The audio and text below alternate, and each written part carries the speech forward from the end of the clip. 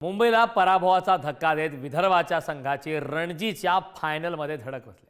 रणजी ट्रॉफीच्या सेमीफायनलमध्ये विदर्भ संघाची ऐतिहासिक विजयाची नोंद झाली। गतविजेता मुंबई होता गतविजेता, मात्र यंदाच्या या महत्त्वाच्या अशा रणजी ट्रॉफीच्या सामन्यात मुंबईला पराभवाचा धक्का या ठिकाणी धक्क्याचा सामना करावा लागलेला आहे।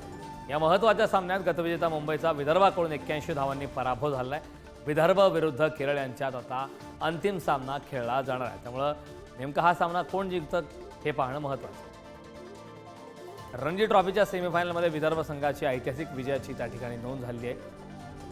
आता अंतिम सामना हा केरळ विरुद्ध विदर्भ होणार आहे, त्यामुळे या फायनलच्या सामन्यात नेमका बाजी कोण मारतं हे पाहणं महत्त्वाचं आहे। मात्र विदर्भ संघाने आता रणजीच्या फायनलमध्ये धडक मारली। गतविजेता मुंबईच्या संघाला पराभवाचा धक्का देत आता अंतिम फेरी गाठली। अंतिम सामना होणार आहे, तर फायनल सामन्यात नेमकं केरळ बाजी मारतं की विदर्भ हे पाहणं महत्त्वाचं आहे।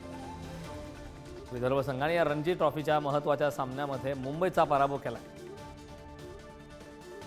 या संदर्भात ताजे अपडेट देण्यासाठी आपले प्रतिनिधी जितेंद्र शिंगाडे आपल्यासोबत जितेंद्र, खरं तर गतविजेता मुंबईचा पराभव करत थेट आता विदर्भ हे रणजी ट्रॉफीच्या फायनलमध्ये पोहोचलाय, काय या संदर्भात अधिकची माहिती आहे?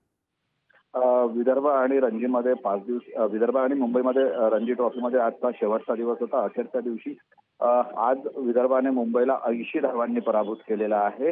हे विदर्भाचा चौथ्यांदा रणजी ट्रॉफीच्या फायनलमध्ये प्रवेश घेतलेला आहे आणि मुंबईकडे अजिंक्य रहाणे, सूर्यकुमार यादव यांच्यासारखे खेळाडू असतानाही विदर्भाच्या खेळाडूंनी आज आपला चांगलं प्रदर्शन करत संपूर्ण मॅचमध्ये आज रणजी ट्रॉफीच्या फायनलमध्ये धडक मारलेली आहे। आता रणजी ट्रॉफीच्या फायनलमध्ये विदर्भाचा जो सामना आहे तो केरळच्या संघासोबत होणार आहे।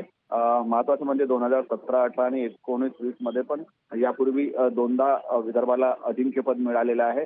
गेल्या वेळचा जो सामना होता त्यामध्ये रणजी ट्रॉफीमध्ये विदर्भ हा उपविजेता ठरलेला होता, मुंबईचा पराभव केलेला होता। मात्र यावेळी मुंबईचा वचपा काढत आज विदर्भ संघाने रणजी ट्रॉफीच्या फायनलमध्ये धडक मारलेली आहे आणि आता जी क्रिकेट चाहत्यांना प्रतीक्षा आहे ती रणजी सामन्याच्या फायनलची जी केरळ आणि विदर्भाच्या संघामध्ये खेळण्यात येणार आहे। करण, नक्कीच जितेंद्र, खूप खूप धन्यवाद या सविस्तर अशा माहितीबद्दल।